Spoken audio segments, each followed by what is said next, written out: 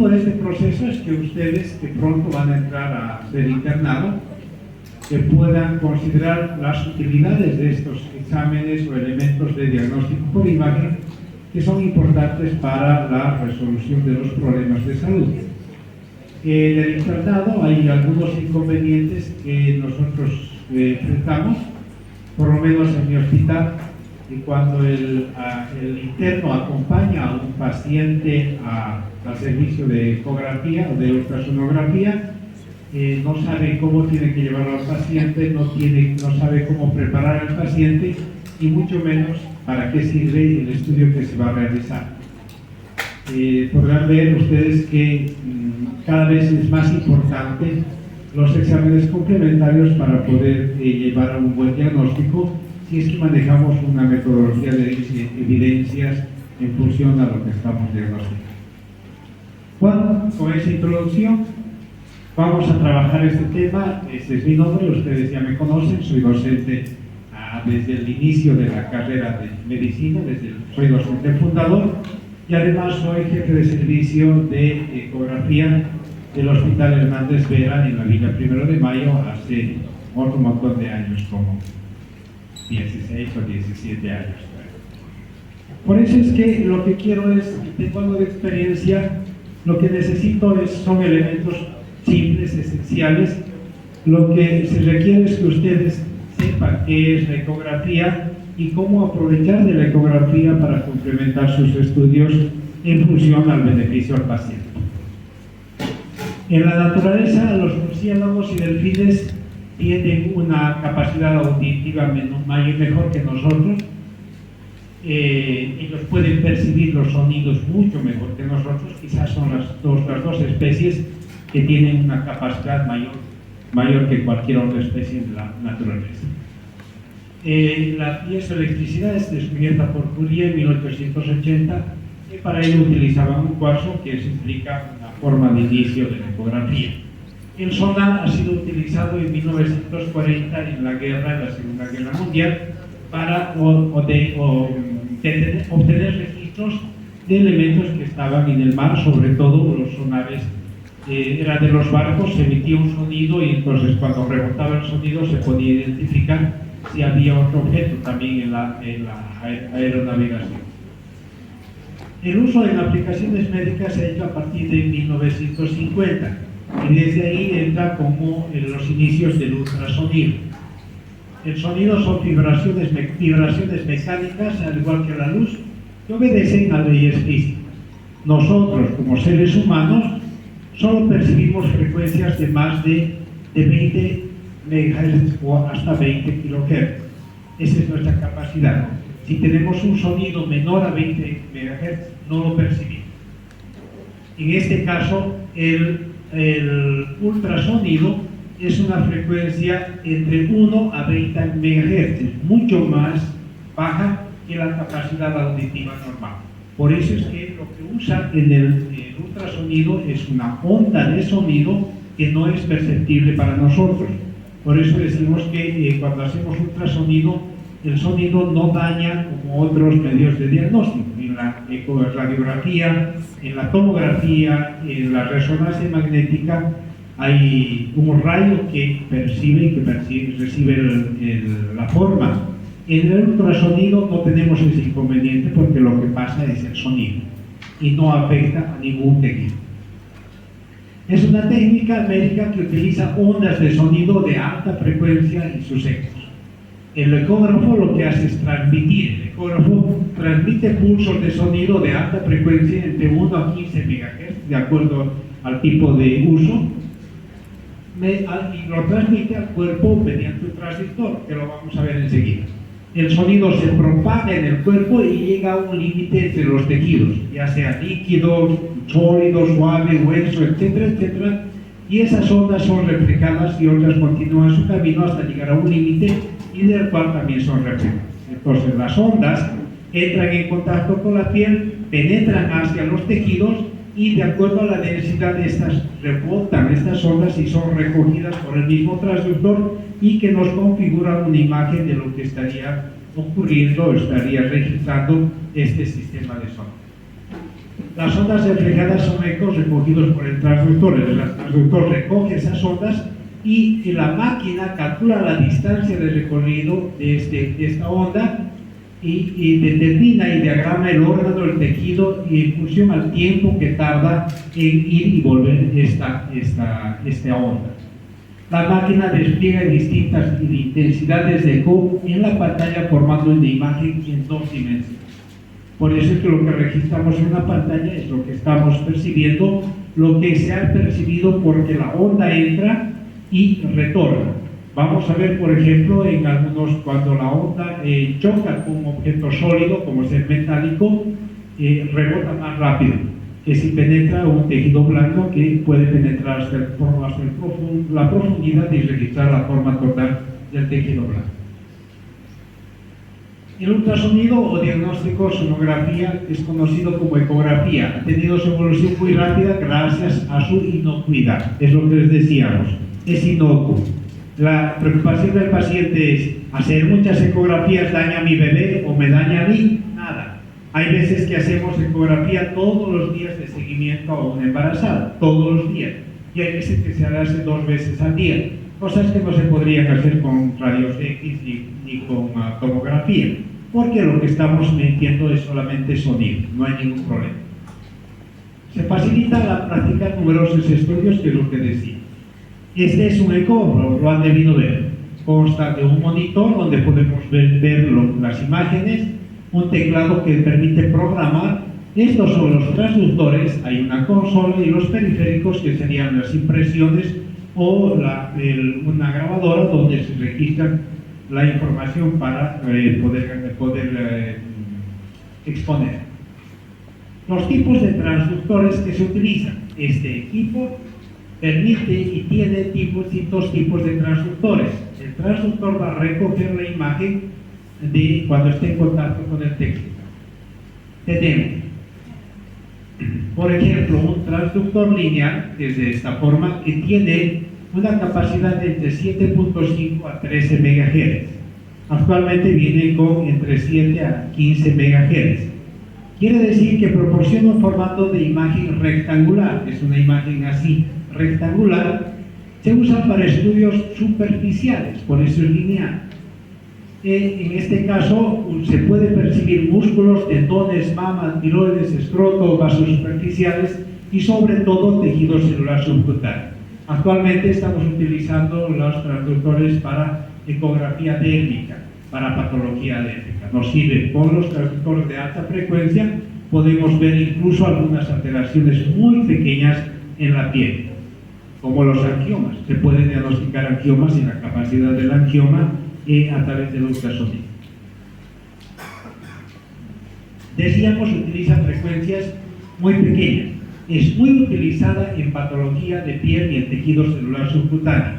Todos los días es más difundido la ecografía en abscesos que tengan.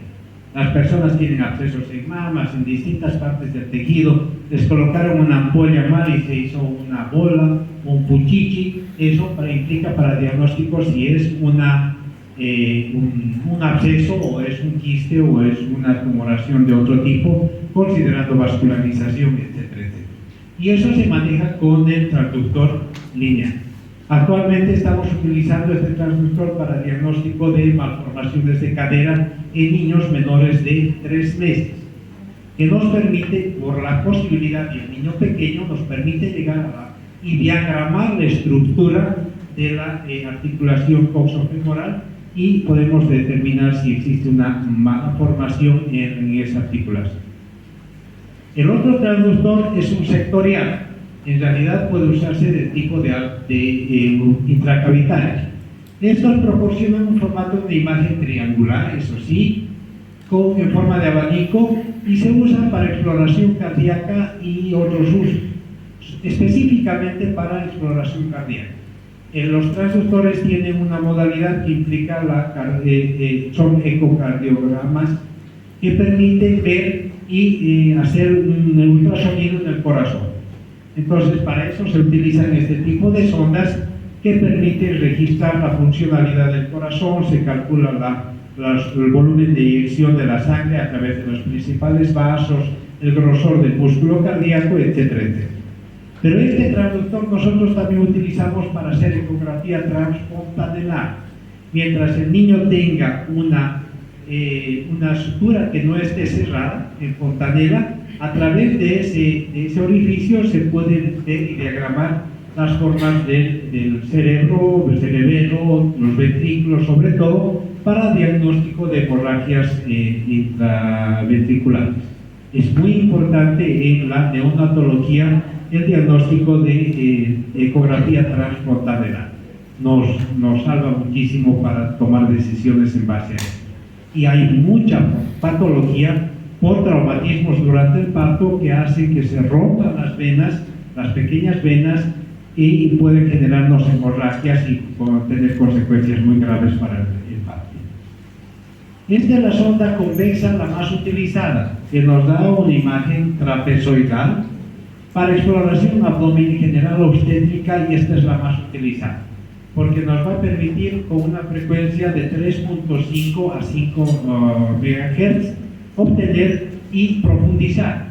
Incluso puede penetrar en personas muy obesas, que le das puede entrar hasta el fondo y penetrar y registrar imágenes de bastante dimensión, de acuerdo a cómo manejemos la máquina solamente. Esta es la zona más utilizada.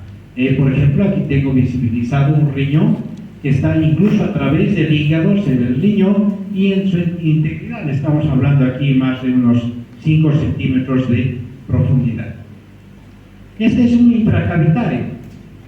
El intracavitario es, por supuesto, utilizado para cavidades. Nosotros utilizamos con dos fines. La más frecuencia es transvaginal, porque nos va a permitir obtener la imagen del útero con toda su claridad, porque estamos entrando a través de la vagina y se permite visualizar el útero. Entra solamente hasta el canal vaginal. Es muy utilizado. También utilizamos, y con mucha frecuencia, para entrar a cavidad transrectal. Para ver la próstata se la ve muy bien, porque estamos justamente a nivel de la próstata, y nos diagrama y nos registra la imagen de la grama. Esta tiene una frecuencia de 5 MHz general. ¿Qué preguntas pueden ser respondidas mediante el examen ultrasonográfico en abdomen y en pelvis?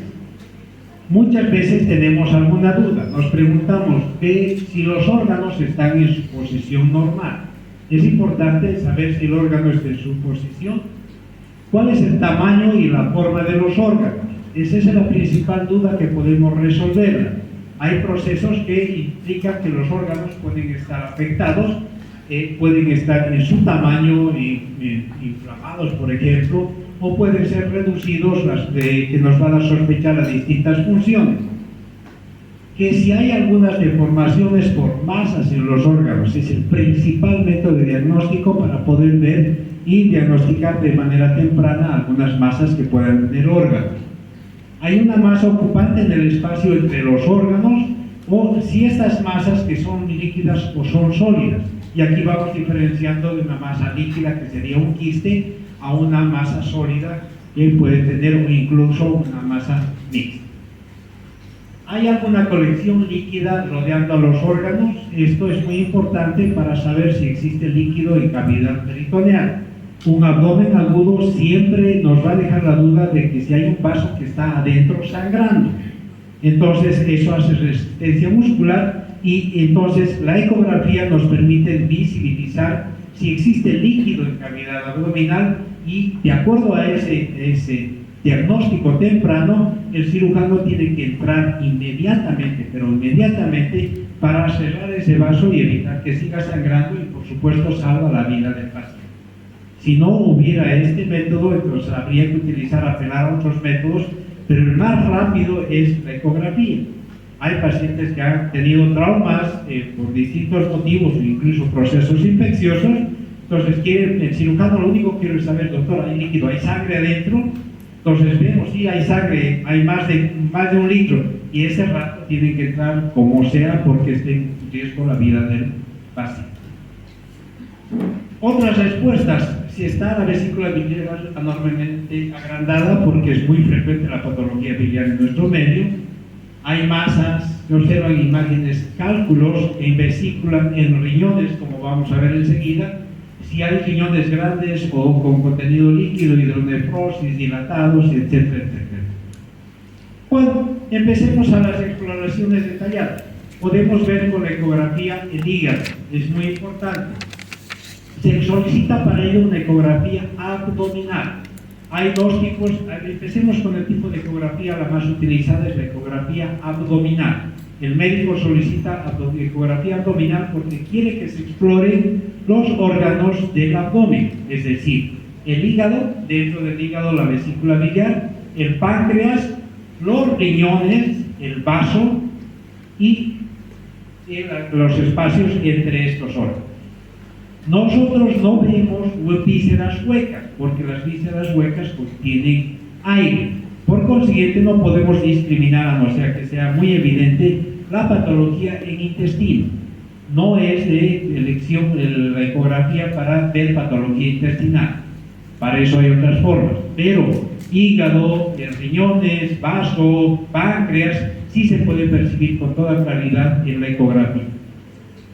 En el caso del hígado, para ver si hay hepatomegalia, podemos medir la dimensión, el tamaño del hígado, si existen metástasis o formaciones en la superficie del hígado que nos deben llegar a que hay una patología metastásica de un cáncer. Si el hígado está deformado por cirrosis, hay nodulaciones. Si hay un hepatoma o si hay un quiste, que es muy frecuente, los quistes en el hígado.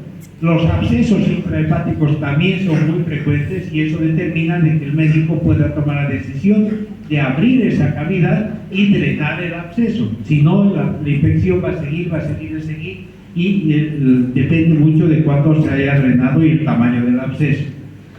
Si hay una obstrucción en la vía biliar, si hay un trauma, si hay ictericia, etc. Este es el hígado, eso es una imagen. Se puede evidenciar el lóbulo derecho y más aquí el lóbulo izquierdo. Y estos son los vasos de la vía biliar. Esa es una imagen típica del hígado. La superficie, el parénquima hepático debe ser homogéneo. Estos ya son vías biliares que se las puede ver normalmente. Se ven imágenes hipoecoicas o anecoicas. ¿Qué es lo que pasa? El haz de luz entra por este lado y choca con un elemento que es líquido. Cuando choca con un elemento que es líquido, el haz de luz pasa con más frecuencia. Por consiguiente, nos forma una imagen oscura, negra. Para nosotros, cuando vemos negro, quiere decir que es líquido. Ayer con el doctor Moreno, ¿qué vieron? Que cuando es oscuro, ¿qué es? ¿Qué es? Aire, ¿verdad? Para nosotros el aire es hiperecogénico, es decir, blanco. Y cuando es líquido es negro. Y además deja una sombra acústica, es decir, que el haz ha llegado, ha chocado y ya no estaría viendo con la misma característica después de la imagen quística del contenido líquido.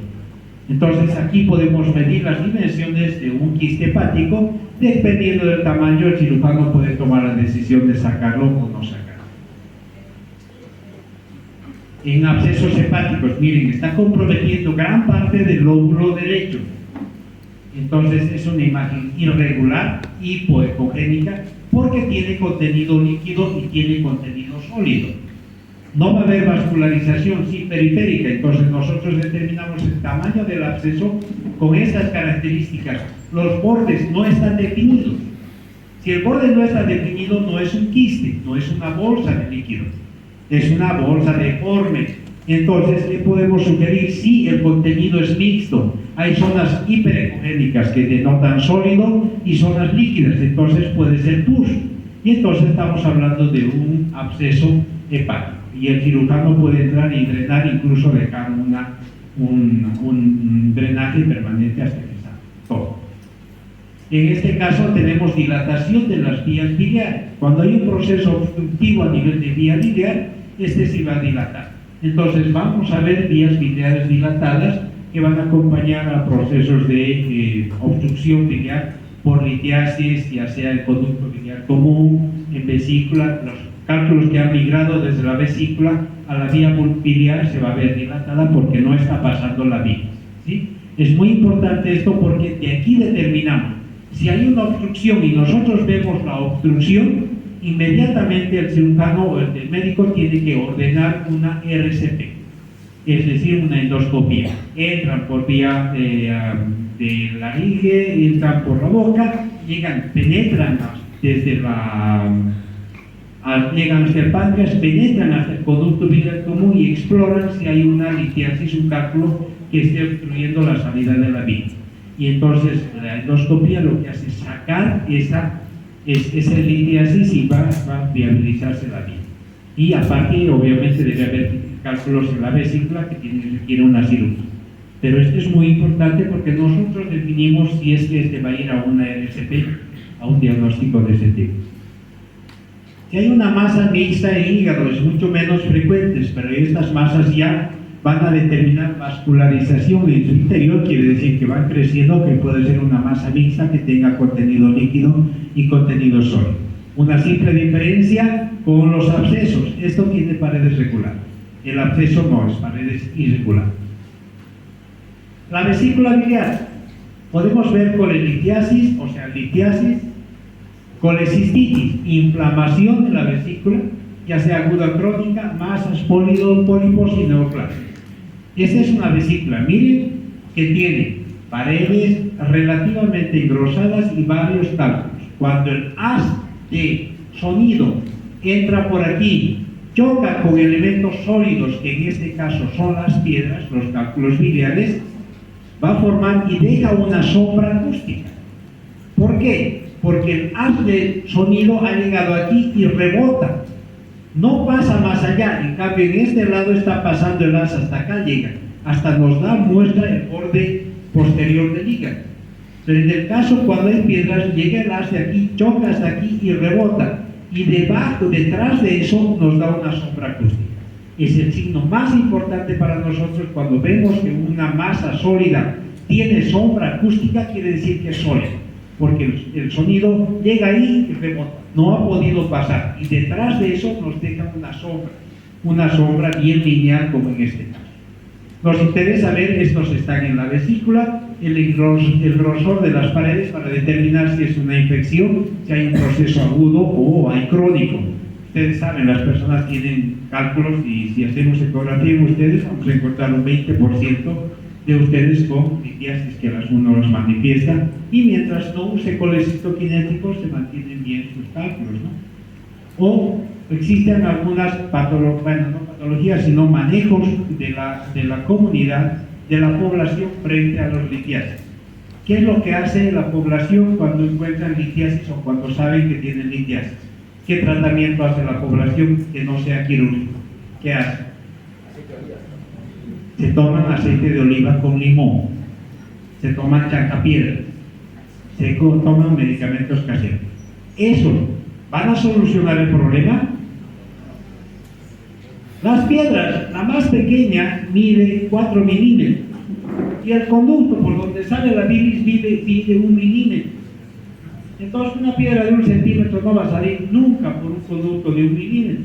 Entonces no se va a solucionar. Lo que hace el aceite de oliva con limón es esclerosar esta vesícula y la deja sin funcionar. Y entonces la bilis pasa directamente del hígado al conducto biliar y la persona ya no tiene sintomatología. Pero de ahí a que se manifiesten lesiones neoplásicas en vesícula es muy frecuente, muy frecuente. Y las obstrucciones también sí, porque van a seguir formando cálculos. Aquí está la vesícula, las litiasis que no han pasado y la parte del hígado. En este caso, esta vesícula tiene un ascaris. Es en 2 oportunidades que hemos visto que un ascaris pueda migrar a través del conducto con mucho dolor del paciente, y en una oportunidad lo hemos visto al ascaris vivo. Está dentro de la bilis, me imagino que está reventando de estresado el pobre ascaris, y daba vueltas porque no encuentra cómo salir, y es una desesperación hasta que el pobrecito gusanito se muere, ¿no? Pobrecito, pero entró, y creo que quiere decir que en el intestino había muchísimos más ascaris, que uno ha atrevido a entrarse a la vía biliar. Es posible encontrar, y más de 2 veces hemos encontrado ascaris y en una de ellas un ascaris vivo, y aquí está otra vez, el ascaris está porque tiene una doble pared, o sea, su cuerpo tiene en realidad 4 líneas que implican dos paredes del ascaris. Aquí daba la vuelta, así. Está dentro de la vesícula. El páncreas es un órgano difícil de verlo, pero es muy importante de visualizar. Hay mucha patología que se puede determinar. Las pancreatitis nos va a dar un páncreas de mayor tamaño, que es muy frecuente. Cuando hay procesos infecciosos o obstructivos, el páncreas se lo ve ver más grande a expensas de cabeza, de cuerpo o de codo. El carcinoma pancreático también se lo ve, y los quistes y pseudoquistes del páncreas, después de procesos de pancreatitis, suelen formarse quistes dentro del páncreas. Entonces, lamentablemente es una patología frecuente que la vemos con algún detalle y hay que complementar con otros estudios para las decisiones que van a tomar. Lamentablemente decía que cuando vemos un carcinoma o una masa en páncreas, se supone que ya tenemos un mal pronóstico porque es muy difícil de resolver. En este caso, este es cabeza de páncreas, cuerpo y cola. Aquí está el páncreas. Es difícil de verlo, pero la práctica en el ecografista lo puede ver. La cabeza, el cuerpo y la cola del páncreas. Para eso hay que utilizar algunas maniobras. Se ven pacientes delgados, se ve muy bien en los obesos, pero en todos los pacientes se ve. Nuestro enemigo siempre son los gases. Si el paciente que consume muchos hidratos de carbono tiene gases, la superposición de órganos del intestino no permite ver, porque el aire no traspasa, no permite ver el haz de luz, de sonido. Este es un pseudoquiste de páncreas. El vaso nos sirve al lado izquierdo para poder ver si existe esplenomegalia o existe un trauma o una masa esplénica. Muy raro la masa esplénica, pero sí el trauma es muy frecuente en politraumatizados porque es un órgano muy blando. Entonces, si recibe un golpe, se rompe fácilmente el vaso. No así el hígado, al otro lado, pero el vaso sí se rompe y sangra y sangra y sangra. Y entonces hay que verlo en su integridad del vaso para ver si se tiene que suturar, entrar o esplenectomizarlo, sacar el vaso para que deje de sangrar y se solucione la vida del paciente. La esplenomegalia no afecta mucho. Los niños tienen generalmente vasos grandes, y en los jóvenes también es fácil encontrar unas jarras así grandes, pero mientras no tengan ningún problema, es solamente un hallazgo ecográfico. Los riñones entran dentro de la ecografía abdominal, porque el abdomen tiene que revisar riñones. Si hay una masa renal visible, si el riñón ausente, se puede ver si el riñón se ha formado o no se ha formado. Es muy frecuente que el paciente no encontremos un riñón, pero en ese caso hay que buscar, siempre vamos a encontrar un riñón pequeñito que no ha desarrollado, y hay veces es muy difícil ver, pero puede ser un pequeñito de 2-3 centímetros que no se ha desarrollado y por consiguiente no está funcionando. Pero nuestro mayor indicador, que si no vemos un riñón y sabemos que no le han sacado el riñón, quiere decir que ese riñón no se ha formado. Pero ¿cómo sabemos? Porque el otro riñón es vicariano y lo vamos a ver de mayor tamaño.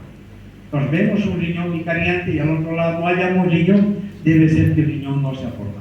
Pero muy pocas veces, por lo menos en mi experiencia, yo no he visto un riñón, quizás 1 o 2 veces, pero siempre veo, estoy media hora pataleando, siempre tengo que ver los riñones. La hidronefrosis, líquido dentro del riñón. Los riñones poliquísticos son muy frecuentes, casi el 80% de adultos mayores tienen riñones poliquísticos. El absceso renal, los traumas, se rompen los riñones, sí es frecuente, y se usa para la biopsia y la punción de quistes y las litiasis renales, que son frecuentes. Los cálculos en los riñones.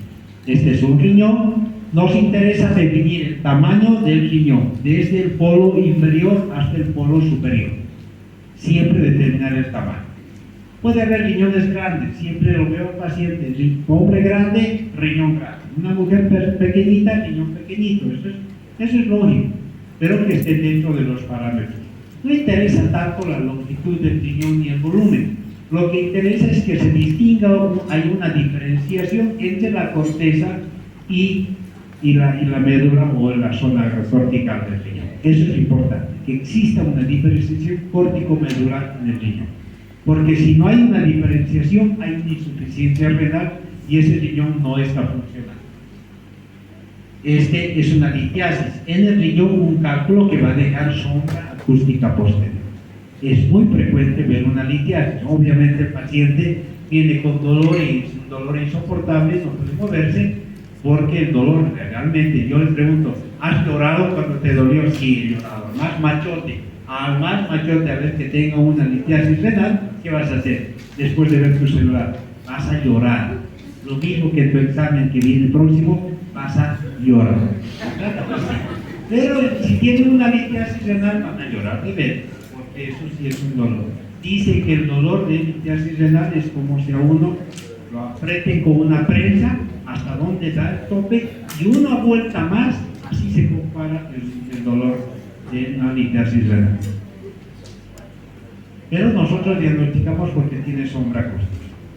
Esta es una hidronefrosis. Cuando hay una obstrucción de la orina por la uretra, hay una obstrucción, un cálculo en cualquier lugar, va a haber hidronefrosis.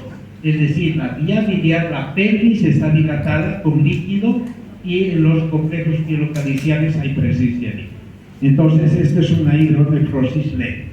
La moderada se encuentra más líquido y la grave se encuentra en los riñones realmente llenos de líquido.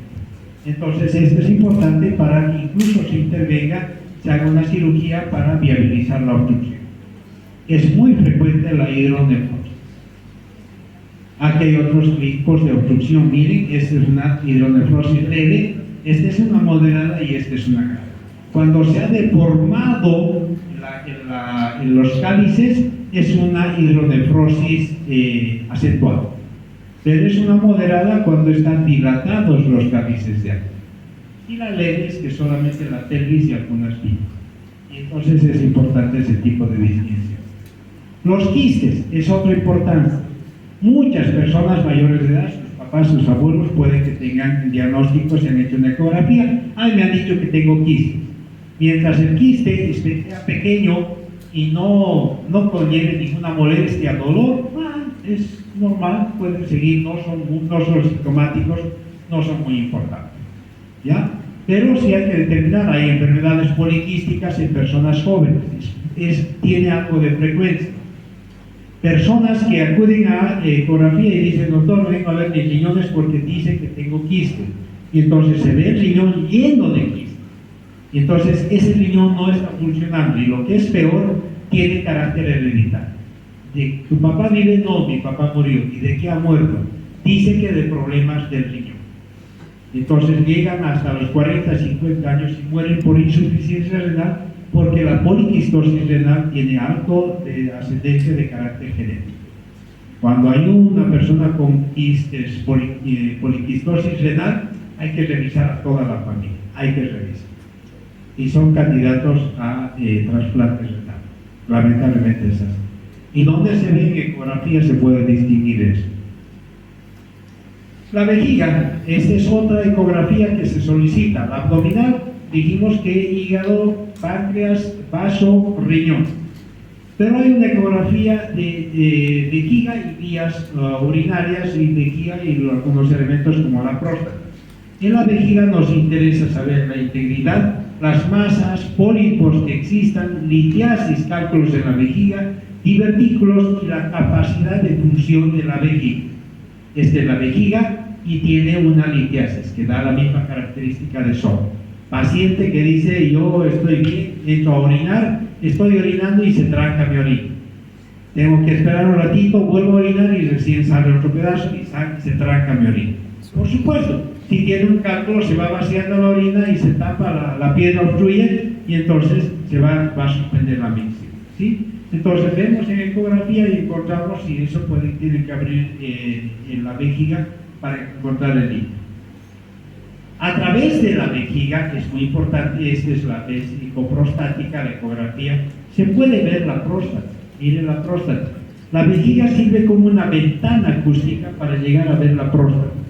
Se puede distinguir y se puede medir el volumen de la próstata, porque la mayor parte de las personas mayores de 60 años hay hiperplasia prostática y el porcentaje es bien elevado. El 70% de personas con mayores de 70 años tienen hiperplasia prostática. El 80% de personas mayores de 80 años tienen hiperplasia prostática. Es así. De ahí de que esa hiperplasia sea maligna, hay solamente un porcentaje, 14% de ellos. Pero es muy frecuente la hiperplasia, por eso es que sus papás, ¿qué hacen en la noche? ¿Qué hacen sus papás? Van a hacer pis en la noche, ¿verdad? Se levantan 2, 3 veces a hacer pis en la noche, porque hay una próstata grande que está obstruyendo la salida de la orina, entonces no se vacía completamente la vejiga. Por eso es que nos piden que en ecografía que distingamos y que veamos primero la característica de la vejiga, sus paredes. Si la pared de la vejiga está engrosada, es una vejiga de esfuerzo. Quiere decir porque para pujar, para orinar, ese músculo se está engrosando, entonces vamos a ver una vejiga de paredes engrosadas. Y el otro elemento, si tenemos la capacidad de llenar una vejiga, ustedes llenarán una vejiga con 700, 800 ml, aguanta fácilmente. Hay personas que a los 300 ml ya se están queriendo orinar. Entonces se hace tomar líquido y se mide la capacidad de la vejiga. Y después se mide la próstata a través de eso y después se le hace orinar al paciente. Y entonces, de la medida como vacía esa vejiga, quiere decir que está saliendo la orina o no. Si la vejiga no se ha vaciado, porque el paciente entra, anda orina y dice, ya he orinado todo, no había nada más, no había más. Entonces medimos la capacidad de la vejiga y la vejiga todavía tiene más de 50 o 60 ml. Eso quiere decir que no ha eliminado.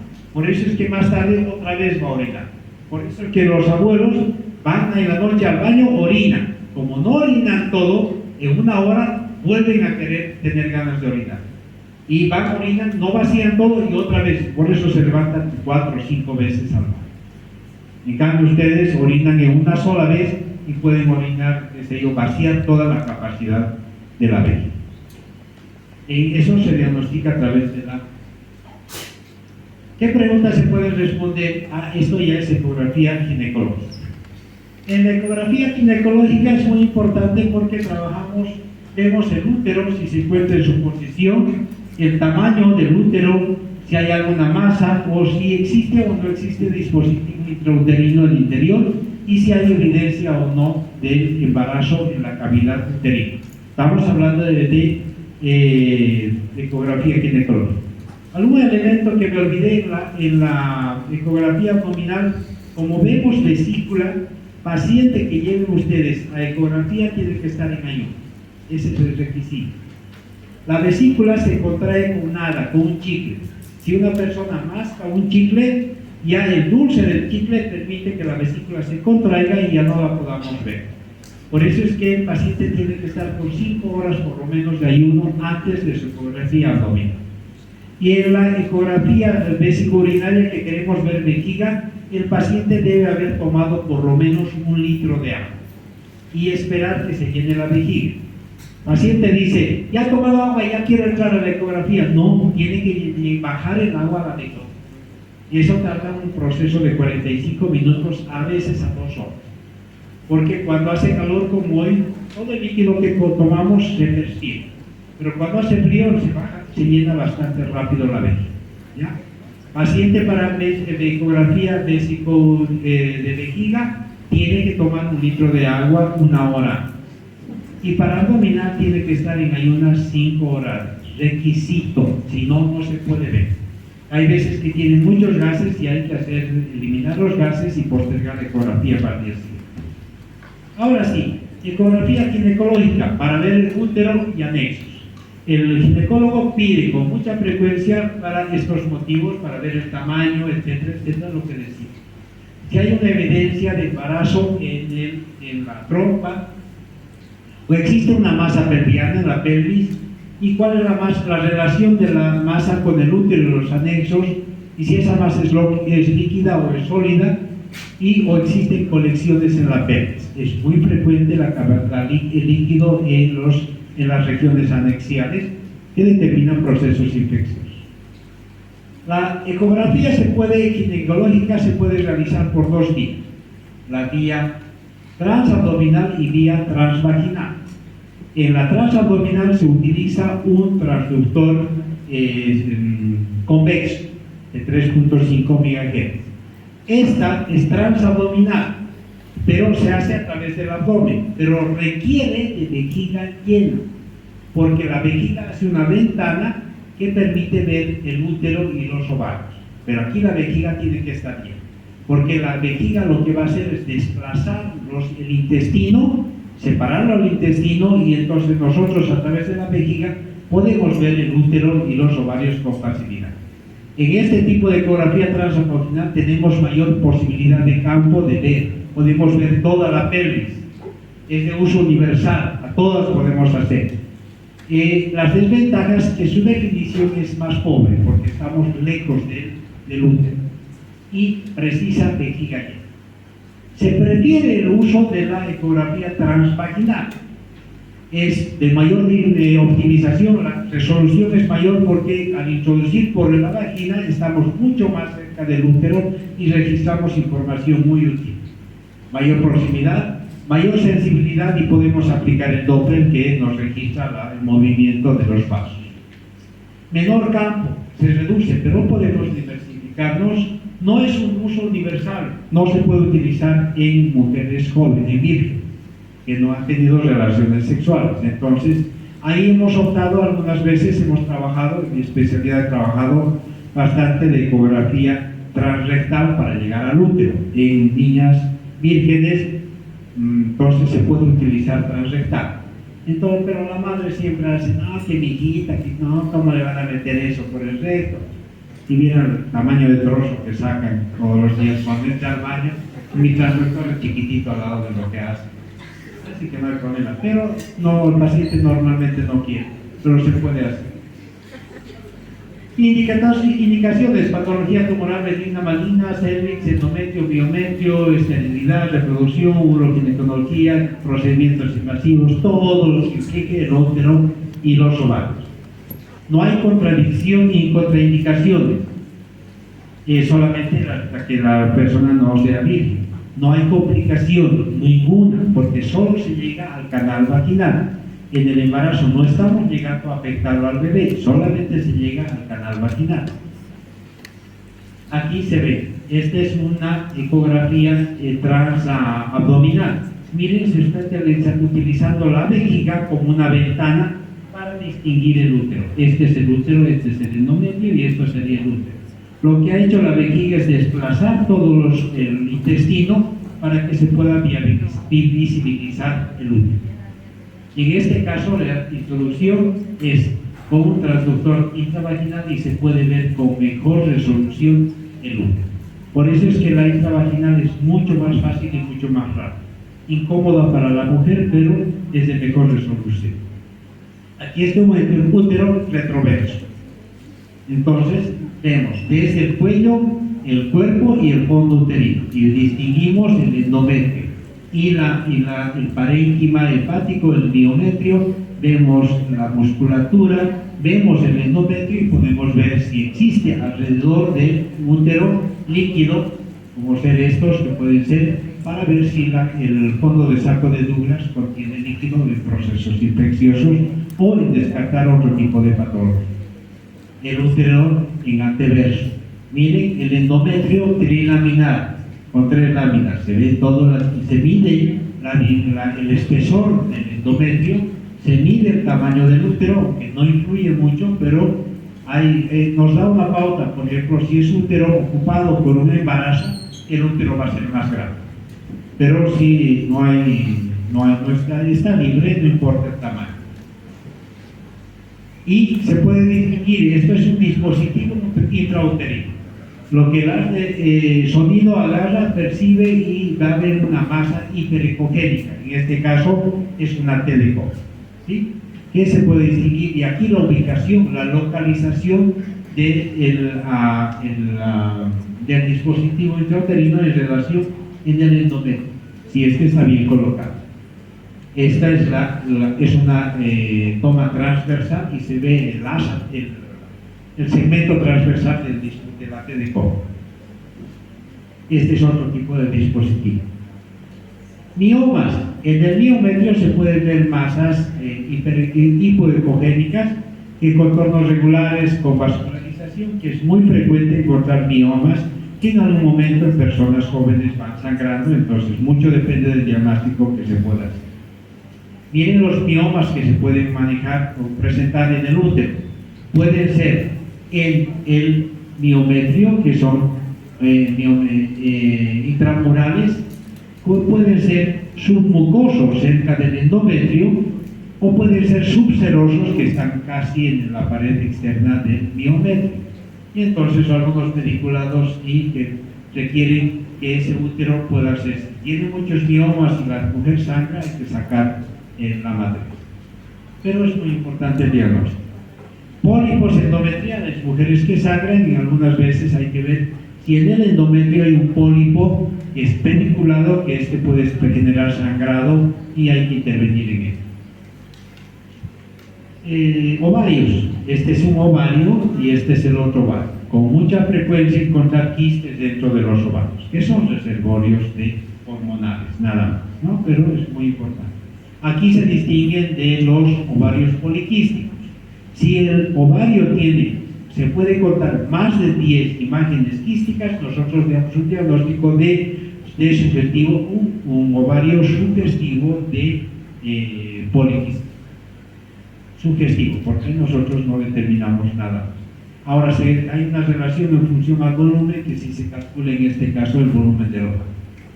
Aquí están quistes en el ovario izquierdo, ovario derecho. Es difícil de verlo el izquierdo, pero con la práctica se puede lograr. Quistes grandes en regiones anexiales, en paraováricos o dentro del ovario, y algunos que no son solamente líquidos, que tienen tabiques internos. Y hay que ver el nivel de vascularización, y en este caso estos quistes no son simples, sino son complejos, que determinan estudios mayores. O algunos quistes, este es un quiste líquido con su contenido sólido, y que podemos diagnosticar teratomas, por ejemplo. En este caso el Doppler nos determina la vascularización del componente sólido del quiste.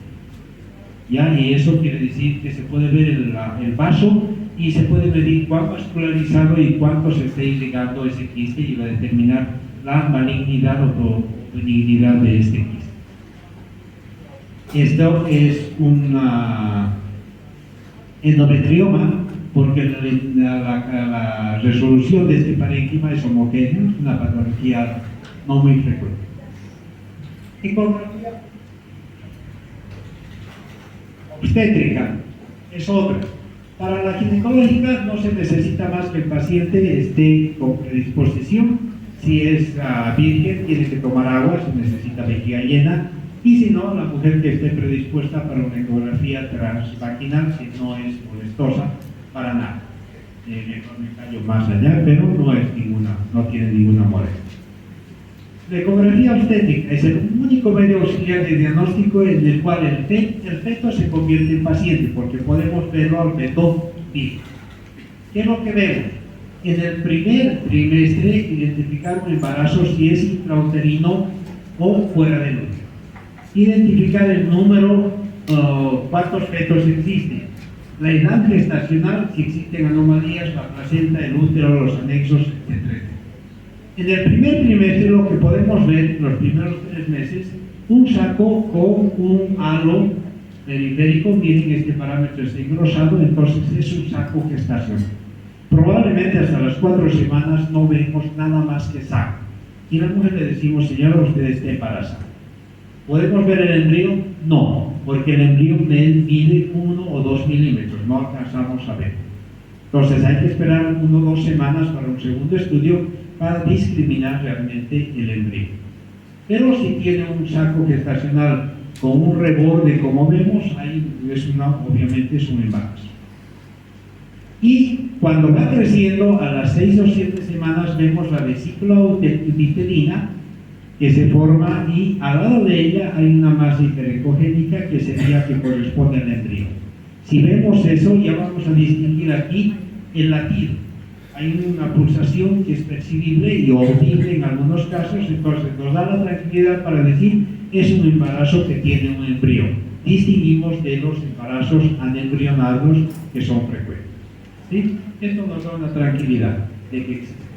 Ya después va creciendo y se va formando, y tenemos donde podemos medir el tamaño y la edad gestacional midiendo la relación cefalocaudal. Medimos desde la cabeza hasta la nalga y podemos distinguir el tamaño del embrión, y en este caso calculando eso la edad gestacional. En el segundo trimestre, la posición fetal, cómo está posicionado en relación al útero, en la edad gestacional, el peso del bebé, que es importante, el volumen de líquido amniótico que hay para determinar los embarazos que son secos, las gestaciones múltiples, la placenta y algunas malformaciones fetales. En este caso lo vemos la cabeza fetal, aquí estaría la placenta y podemos distinguir algunos elementos. El corazón, se puede distinguir el corazón, ya en edades tempranas se puede ver el corazón. Se distinguen las 4 cámaras, ventrículos, aurículos, comunicación interventricular, comunicación interauricular, y hay todo un estudio ecográfico para determinar patología cardíaca. Para medir huesos, esto es un fémur que nos sirve para medir la edad gestacional, el diámetro del femoral, desde un extremo del fémur hasta el otro, que nos permite calcular la edad gestacional. Esta es la circunferencia abdominal. Hacemos un corte en el abdomen para determinar la edad gestacional, donde podemos ver el estómago, los vasos umbilicales, etc., y calculamos la edad gestacional. En este caso, esto creo que... esto es el cerebro, es una cerebral que podemos ver la línea media. Medimos la longitud biparietal entre un parietal y el otro, y la circunferencia cefálica. Este es un pie que podemos verlo, distinguimos cuando vemos pies y manos, siempre distinguimos el número de dedos para diagnosticar malformaciones que pueden haber.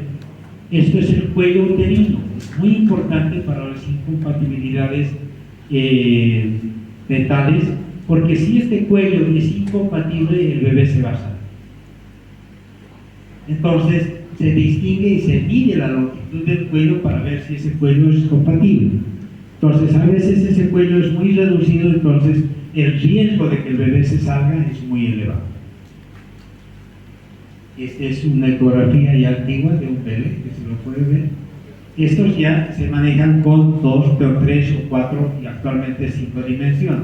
En realidad lo que es el tiempo, lo que hace es la máquina, recibe las imágenes en las 2 dimensiones que decíamos, pero guarda imágenes y lo proyecta en distintos momentos de tiempo, y por eso nos forman imágenes tridimensionales, como vemos en este caso. Miren, bebé que se encuentra así, y eso se hace en la ecografía comercial. Todas las señoras van a una 3D, 4D, les dan su video, se ven a su bebé, al papá obligado lo llevan, después se emociona, que me ha mirado, que ha levantado su mano. Miren esas imágenes perfectas, se lo ve al bebé, miren cómo está, sus dedos, se puede ver sus ojos, se puede ver sexo, se distingue sexo. Actualmente ya hay otra moda, ¿no? Ya no me dicen sexo, antes se desesperaban. A partir de qué edad se puede ver el sexo?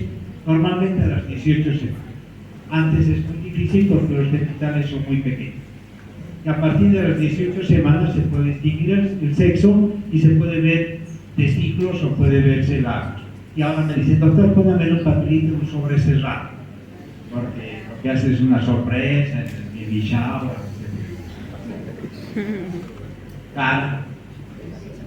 un bostezo. Los bebés de gluten, ¿no? Tragan. ¿Qué tragan? ¿Y qué hacen con ese líquido amniótico? Se lo toman y después lo orinan y después ya se van a tragar. Bueno, una nariz, una mano, cordón umbilical. El Doppler nos permite registrar el volumen de sangre. Se puede pintar, que en este caso el Doppler color, con tonos de azul y de rojo.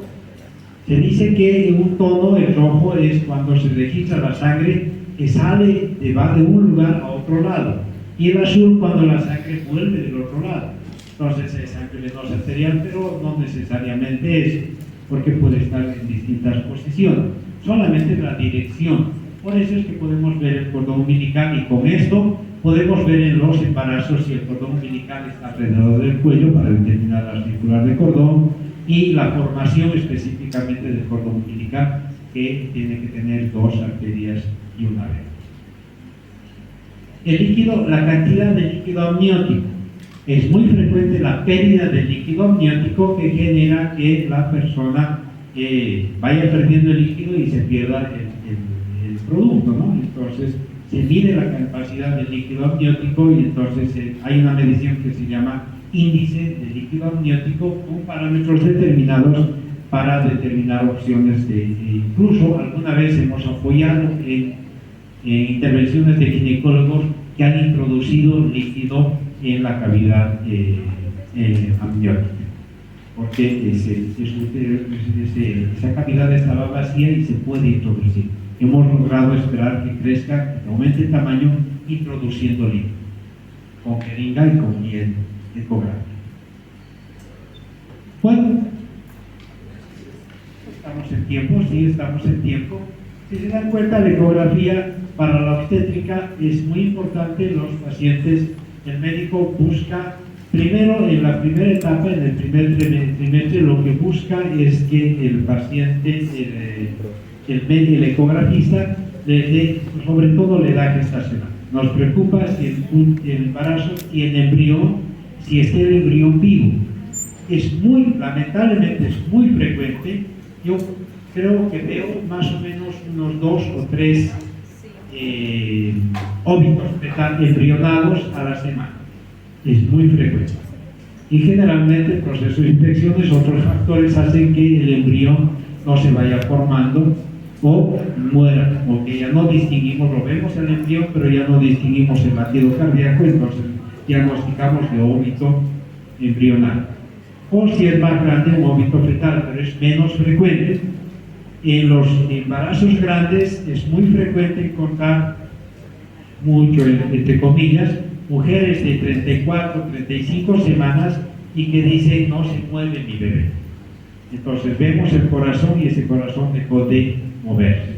Entonces es un óbito grande. Y es trágico, porque la mujer tuvo 34 semanas en embarazo y de pronto se muere y genera toda una depresión en el bebé. Ahora, ¿qué es lo que pasa? Generalmente eso ocurre en personas, en mujeres que no han hecho controles prenatales. No ha habido seguimiento al embarazo. Y dentro del seguimiento, la primera patología que se manifiesta son las eclampsias, hipertensiones arteriales en el embarazo. Entonces, la eclampsia genera que la sangre que llega al bebé sea en menor volumen, y entonces la consecuencia es la muerte fetal. ¿Sí? Por eso es que la ecografía es un método de diagnóstico muy importante en obstetricia. Se puede hacer en cualquier momento, No hay una indicación para ello. Solamente que la paciente se eche y punto. Podemos hacer transvaginal o transabdominal con toda la barriga que tenga, así sean grandes o pequeños. Muy importante para el diagnóstico de embarazo múltiple, para ver si el embarazo múltiple, la ubicación del feto. En embarazo simple también, si la ubicación, si está de cabeza, cefálico, podálico, para ver si se hace una cesárea o se va a un parto normal. En los múltiples, para ver cómo están ubicados y si están en bolsas distintas o si tienen cordones umbilicales independientes o placentas independientes. Cuando están en una sola bolsa hay mucho riesgo, a veces un bebé priva sangre al otro, entonces hay complicaciones de ese tipo. ¿Ya? Aparte de eso, la ecografía tiene muchos otros usos en los cuales nosotros en servicio trabajamos, y van a ver ustedes el internado que van a apelar. Diagnóstico de patología de mama con ecografía, transductor lineal. Hay toda la patología de mama que se puede realizar con ecografía. Tiroides, patología tiroidea, nódulos, óseos, tamaños de la tiroides con ecografía. Después es importante también ver diagnóstico de problemas en bolsa escrotal. Es una ecografía Doppler de bolsa escrotal donde se distingue en los testículos el tamaño, forma, lesiones en los testículos, la bolsa escrotal, los epidídimos por epididimitis, los traumas, el líquido y en niños para ver si el testículo está en la bolsa escrotal o no ha descendido o todo ese tipo de patrones. Después hacemos diagnóstico de partes blandas, todo lo que les decía, abscesos en distintos lugares, en dermis, epidermis, etcétera, que nos determinan la patología frecuente. Antes hacíamos incluso ecografía de ojo.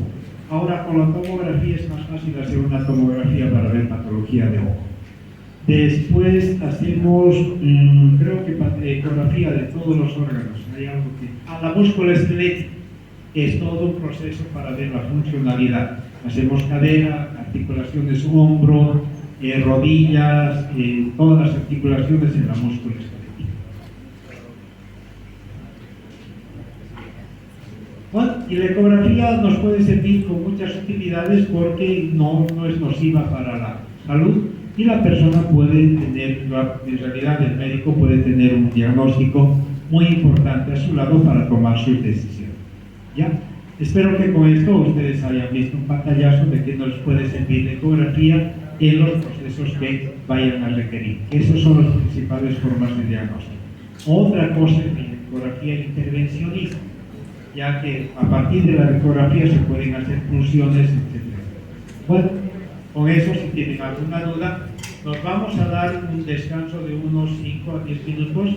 Está llegando la doctora Machado, que ella es la que va a trabajar la parte de... ¿Qué pasa, por favor?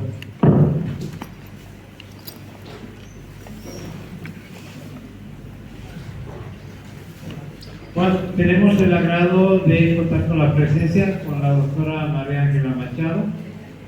Ella es imagenóloga, radiólogo, estudiada en Lima, Perú, ha hecho su especialidad allá, ha sido presidente, o es presidente, ha sido presidente ella de la Sociedad Cruceña de Radiología, está bien involucrada en la Sociedad Cruceña de Radiología.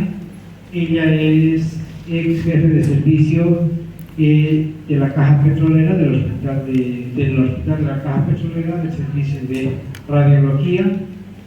Forma parte del staff del hospital de la Caja Petrolera, forma parte del staff del Centro Médico Poyanini y de Ultracentro, que es un centro de ecografía que existe en el centro.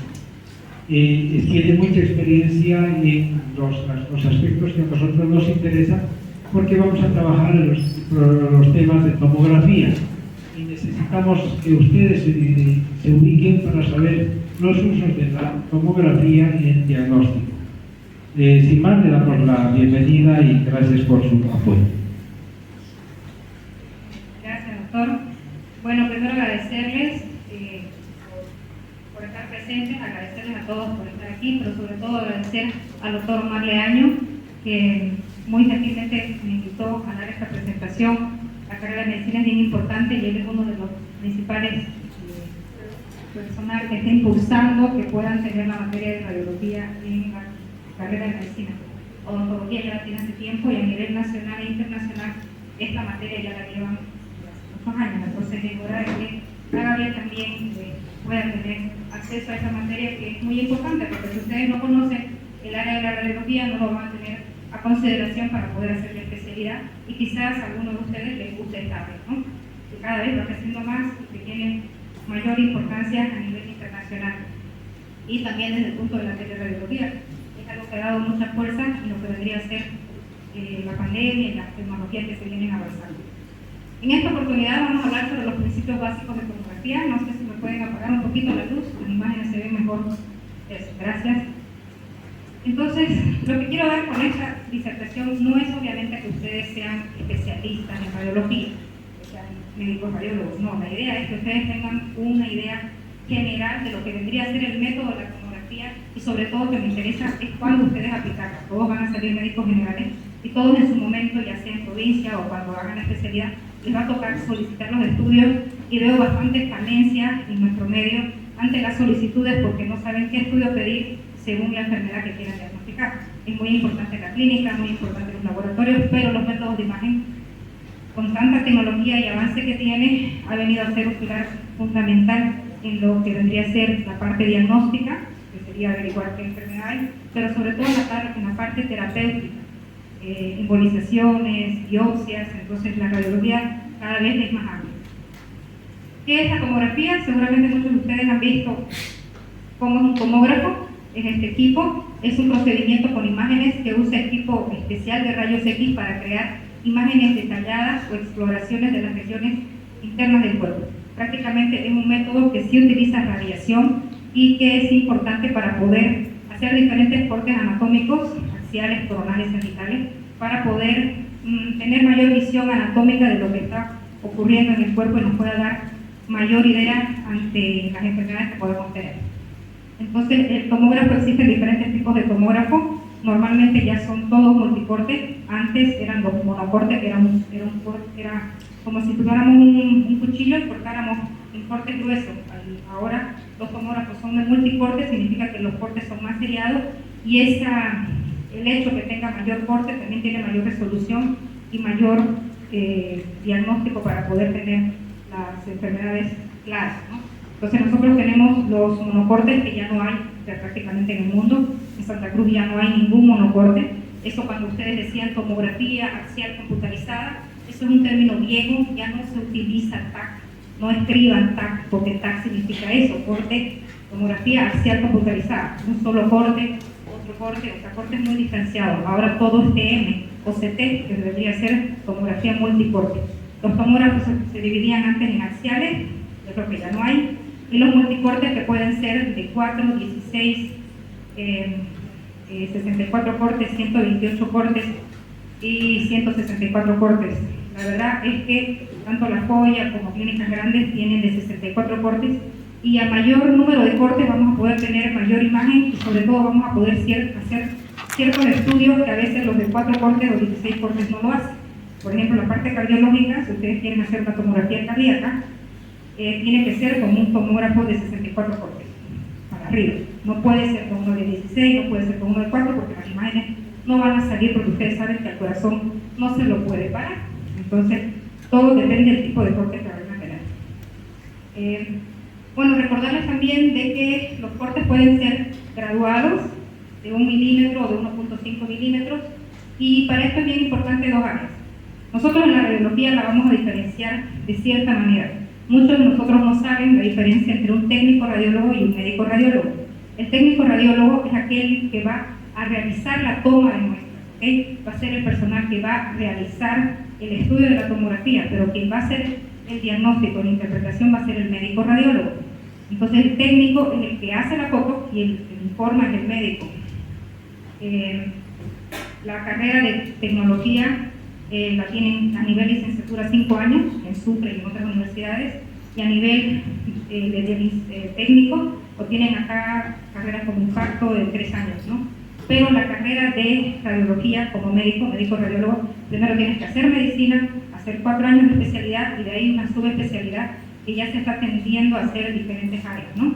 Mama, pediatría, neuro, abdomen. Entonces tenemos muchos especialistas que ya han regresado con unas subespecialidades y que han salido de acá, de la Católica, de la Gabriel. Entonces la idea es que puedan tener idea hacia dónde quieren ir y que diferencien entre el técnico y el médico, porque muchas veces se confunde, porque al que ve primero el paciente es al técnico y asume que ese es el médico y no es así. Entonces los métodos diagnósticos que van a ser evaluados por el médico va a ser los rayos X simples y contrastados. Los contrastados vamos a hablar un poco sobre el colon por enema, el esofagograma, la histerosalpingografía, o sea, estudios más dinámicos que son requeridos con contraste para poder ver ciertas patologías. Esto se hace con una máquina de endoscopio. Y los rayos X simples, pues tenemos el fijo, que va a estar normalmente en la cama del servicio de radiología, y el portátil, que es el que más conocen y el que probablemente vayan a ver más en el internado. La ecografía, que es otro método netamente de imágenes, pero que ha tenido mucho abarque en muchas áreas. Hay muchos especialistas en otras áreas que están teniendo una formación básica de ecografía, pero la ecografía es parte de las radiologías, ¿no? De las radiologías. La mamografía, que ustedes saben, recién ha pasado el mes de mama y ahí tenemos más de 10 métodos que evalúan la mama, desde la mamografía, la ecografía de mama, la tomosíntesis, mamografía contrastada, ABUS y un montón de equipos más que estudian solo la mama. Resonancia magnética de mama también se hace. La tomografía, que es lo que vamos a hablar ahora, la resonancia magnética, que también ya contamos con resonadores aquí en Bolivia, de buen campo, de 1.5 Tesla, que es uno de los mejores. Inclusive hace unos 4 meses Neurocenter inauguró uno de 3 Tesla, que ese es netamente científico, pero ya lo tenemos. O sea, increíble que tengamos de 3 Tesla, pero lo tenemos. Después el PET-CT, que también es una fusión entre medicina nuclear y tomografía para ver la actividad tumoral, sobre todo en pacientes oncológicos, cuando queremos saber si esa actividad tumoral está en el cuerpo, se le hace un PET-CT. Y el intervencionismo, que se lo puede hacer tanto por estudios contrastados, simples, tomografías, mamografías, resonancias, existen diferentes métodos que podemos utilizarlos dentro del intervencionismo. Algo bien importante es que el médico radiólogo le va a, por así decir, calificar el trabajo del técnico. Si, por ejemplo, realiza una radiografía que está mal tomada, que se movió el paciente, que fue insuficiente, el médico radiólogo que le dice, no, mira, te faltó más KB, te faltó esto, complementa con esto, entonces trabajan en equipo, ¿no? Y lo mismo, los técnicos radiólogos se especializan, por decir, en rayos X, en tomografía, resonancia magnética, en intervencionismo. Ellos también tienen sus subespecialidades, por así llamarlo. Entonces, un poquito con la historia, para no aburrirlos mucho, la tomografía se debe a este gran hombre que fue creada y desarrollada por Gottfried Hansfield en el año 1972, ideó la posibilidad de reconstruir un corte transversal del cuerpo humano a partir de varias proyecciones radiográficas adquiridas desde diferentes posiciones. Recibió después de su descubrimiento a los 6 años, recibió el premio Nobel. Y en realidad estaba tomando un café con el dueño de una clínica y le hablaba sobre la posibilidad de que pudiéramos tener estudios más precisos anatómicos del cuerpo para poder diagnosticar, y esto fue su diagrama hecho en la servilleta, en un café. Entonces las primeras tomografías fueron tomadas así. Este fue el primer corte y se tardó como 6 horas para poder tener esta imagen. Ahora en menos de 8 minutos tiene el cuerpo completo, ¿no? Y bueno, fueron así, con este tipo de aparato, con pacientes. Obviamente tenía mayor radiación, los cortes eran más gruesos, la resolución espacial y temporal no era muy buena, pero se empezó así. Ahora, como les digo, todos son multicortes, es como rebanar el cuerpo, por así decir, y prácticamente, como les digo, en 8 o 10 minutos tienen un barrido completo de cráneo, cuello, abdomen, pelvis. Entonces, estos son los equipos multicortes. Se llama, en 1989 prácticamente fue cuando se desarrolló la tomografía multicorte, que es la que utilizamos hoy en día. Por eso les digo, ya no se dice tomografía axial computarizada, ese término no va más. Y las ventajas de la tomografía, como ustedes saben, nos van a dar gran detalle anatómico, nos van a poder realizar mediciones exactas. Nosotros podemos ver un tumor, pero no solamente verlo, sino su comportamiento, lo que condicionan las estructuras y sobre todo el tamaño, que eso le da bastante parámetros para la parte quirúrgica y el tratamiento. No incluyen factores de revelado porque prácticamente se toman las imágenes, se las puede copiar en un CD, es lo que se hacía antes. Ahora ya no se hace mucho esto todavía. Lo que se hace más es mandarlo por link. Ustedes se toman un estudio, le mandan un link, ustedes lo descargan, lo pueden ver y pueden pasar ese link a donde quieran, si quieren a la China, digamos, ¿no? Entonces la teleradiología ha venido con fuerza y no va a retroceder, más bien tiene tendencia a aumentar. Por eso existen muchas especialidades de la informática que está ligada a lo que debería ser la radiología, ¿no? Desde los RIS-PACS, otro tipo de sistemas que almacenan las imágenes. Entonces, la tecnología realmente ha venido a aportar mucho a lo que debería ser la radiología. Las desventajas, obviamente, la radiación ionizante, mientras más cortes tiene, más radiación vamos a tener. Y recuerden que la radiación es acumulativa. Si yo me hice 10 tomografías en el COVID, esas 10 tomografías está la radiación dada. No la voy a borrar, ni tomando leche, ni viendo el sol, ni nada. Esa radiación ya está acumulativa. Y eso es lo que ha pasado muchas veces con el COVID. Hay pacientes que eran asintomáticos y de verdad estaban tan apresurados de saber si tenían COVID o no, que se han hecho como unas 3 o 4 tomografías semana. Entonces hay que recordar que estos métodos son con cautela y que tenemos que tener mucho cuidado, sobre todo en niños. ¿Sabían ustedes que el tomógrafo de mayor corte, de 128 cortes, lo tenemos en el hospital de niños? O sea, es un poco irónico, por así decir, porque cuando los niños y las personas ancianas son las que menos radiación deben tener, pero tenemos excelente equipo ahí. Y a veces pienso yo que me hubiese gustado que ese equipo, sin desmerecer las gestiones que realizaron en el hospital de niños, hubiese estado en el oncológico. El oncológico tiene uno de 16, cuando realmente se requiere que tuviera uno más amplio, ¿no?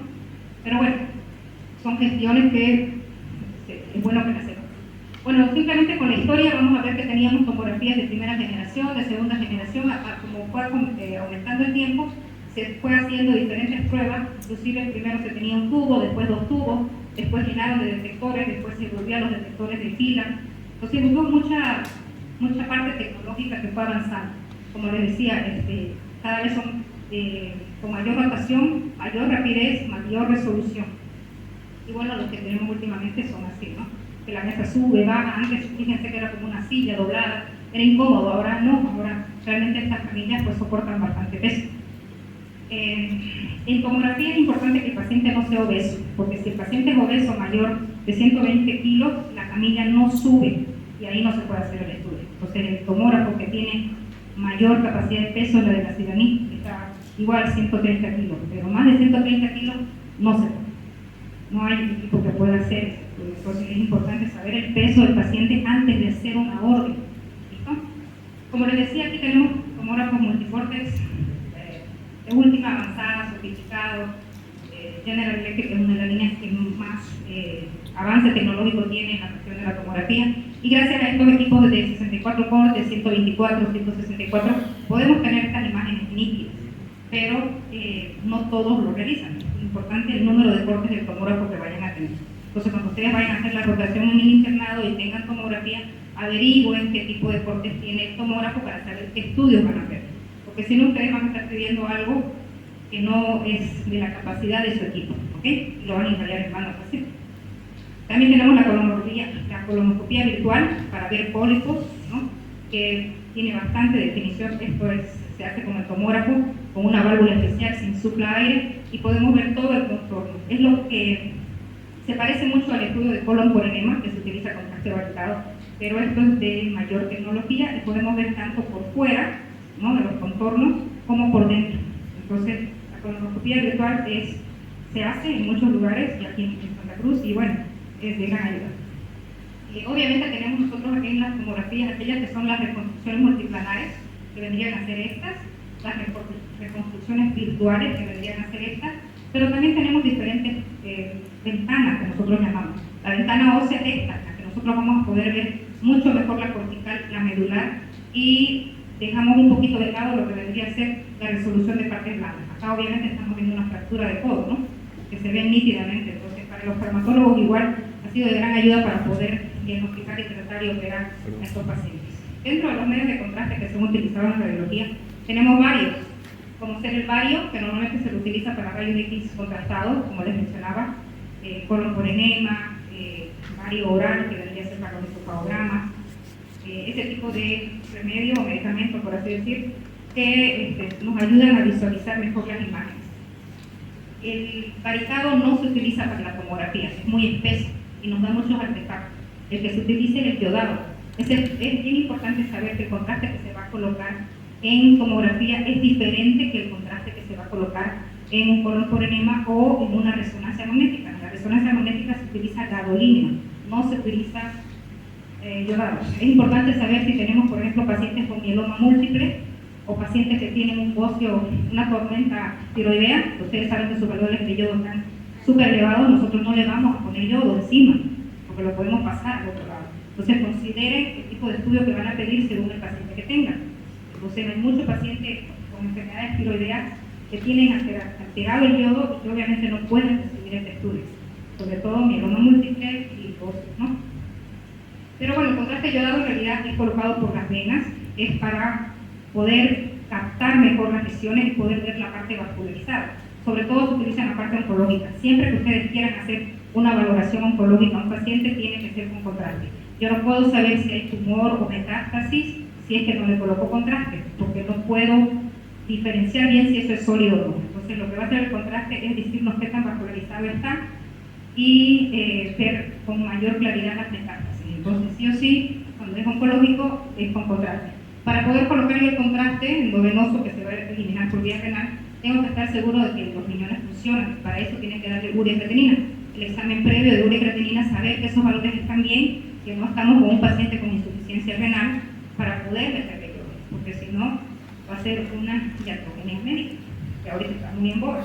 Entonces ustedes tienen que saber cuándo indicar y cuándo no. Esa es la finalidad de esta charla. También tenemos contrastes neutros, por así decir, que es el agua. Antes, cuando nosotros realizábamos una tomografía de abdomen y pelvis, se les daba contraste yodado diluido para que tome el paciente y se pueda distender. Vendría a ser el estómago y las gasas intestinales, que podamos visualizarlas mejor, y se colocaba por vena para que nosotros podamos ver todo lo que vendría a ser hemodinamia hepática, la arteria aorta, la mesentérica, todo lo que vendría a ser vascular se utilizaba en vena.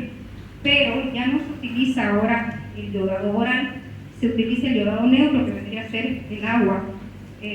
Igual se le da de tomar agua pura al paciente, va a distender el estómago, no vamos a irradiar, o sea, no vamos a tener tanto yodo en el cuerpo y vamos a poder ver y diferenciar muy bien las lesiones. Inclusive en clínicas privadas se les da a veces en la joya, le damos, ¿cómo se llama? Jugo de piña.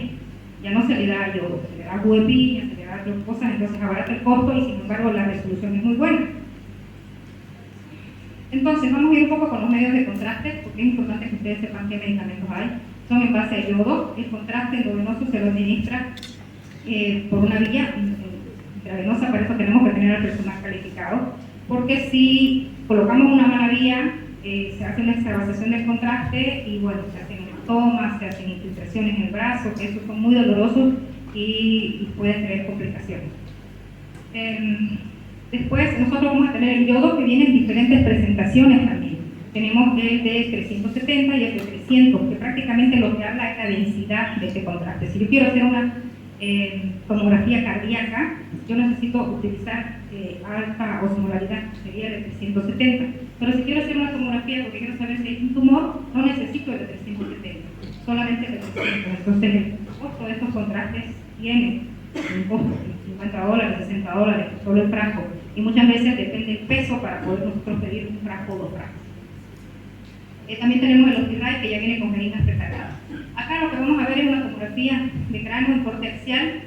De más está decir que tenemos que saber la anatomía de todo el cuerpo. Es bueno que la repasen. Y esta es una simple y esta vendría a ser una contrastada. Fíjense que estos pasitos blancos es como si yo pusiera una pintura blanca y voy a poder ver el polígono de Wills y todo lo que vendría a ser la irrigación del cerebro para ver cómo está conformado, ¿no? Los ventrículos, la línea media, el hemisferio derecho, izquierdo, y así. Las reacciones adversas pueden ser desde muy simples, como ser náuseas, vómitos, a veces sufrido en el oído. Esas son las leves, ¿no? Las segundas ya podrían ser eritema, emesis, fiebres, escalofríos. Yo he tenido pacientes que se me han enrollado así, horrible. En 5 minutos el paciente estaba totalmente hinchado y por eso es que la sala de tomografía siempre está de emergencia, por este tipo de situaciones. No van a haber hospital o clínica que creen un servicio de radiología que no está en lado de emergencia, es precisamente por estos métodos. Inclusive era un paciente que ya iba por su quinta tomo porque era un linfoma de Hodgkin, él nunca había hecho reacción, pero en la sexta tomo que venía post-quimio hizo la reacción.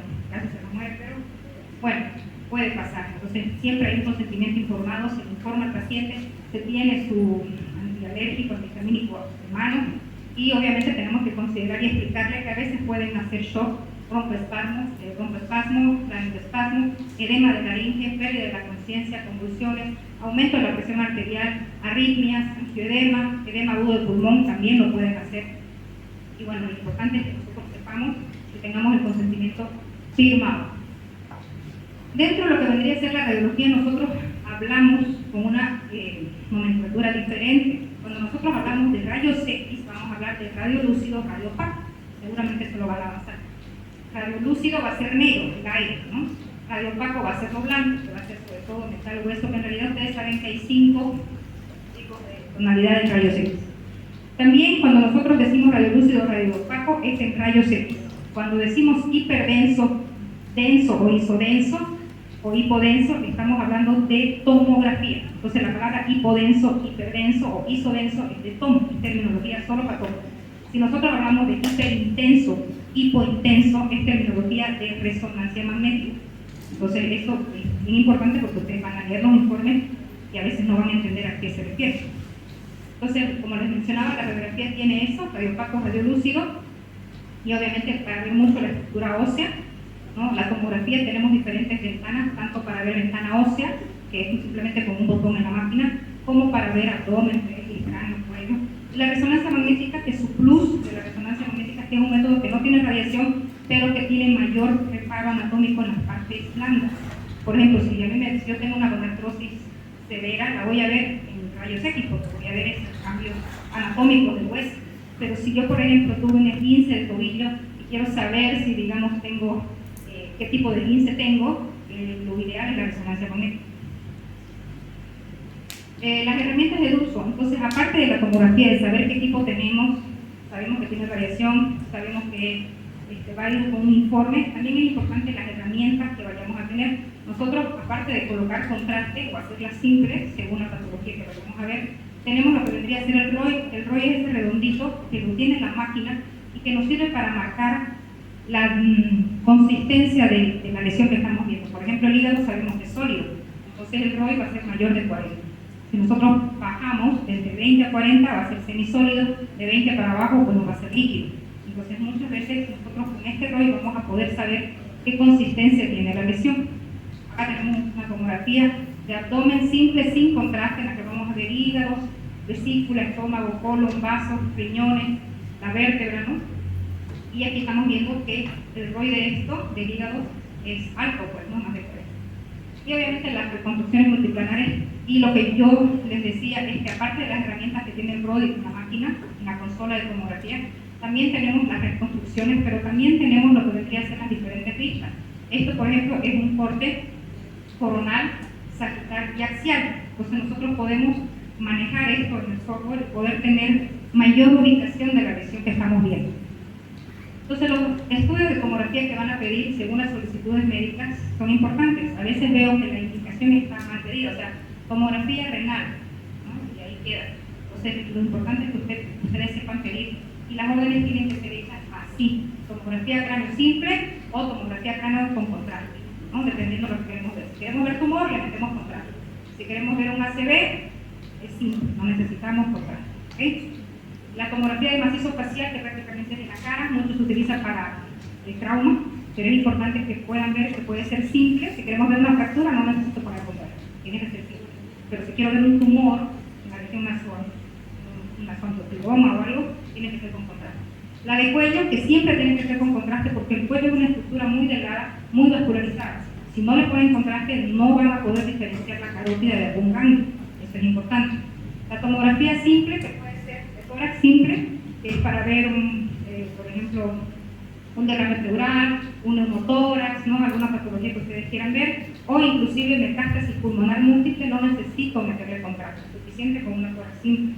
Y la tomografía de tórax de alta resolución, que eso me va a dar mayor corte y mayor visualización del parénquima pulmonar. Esta es la que se hizo en un COVID. Como ustedes han visto, creo que todos han visto una tomografía de COVID, entonces es de tórax de alta resolución, es para evaluar neumonía sobre todo. Si ustedes le piden simple, no va a ser tan nítida para poder evaluar la neumonía como la de alta resolución. La de tomografía de abdomen simple, que ya saben, para ver litiasis renal, por ejemplo, como es una piedrita blanca, si yo le pongo contraste se me va a pasar, no la voy a ver la piedra, pero si yo le hago una simple, sí voy a ver la piedrita blanca. La tomografía de abdomen, que puede ser con contraste para ver el tumor hepático o cualquier tipo de oncología, ¿no? La tomografía de abdomen trifásico, esta sobre todo va a ser cuando tengamos tumores de hígado que queremos ver cómo se manifiesta esa lesión, tenemos que pedirle un trifásico, porque existen tumores buenos y tumores malos.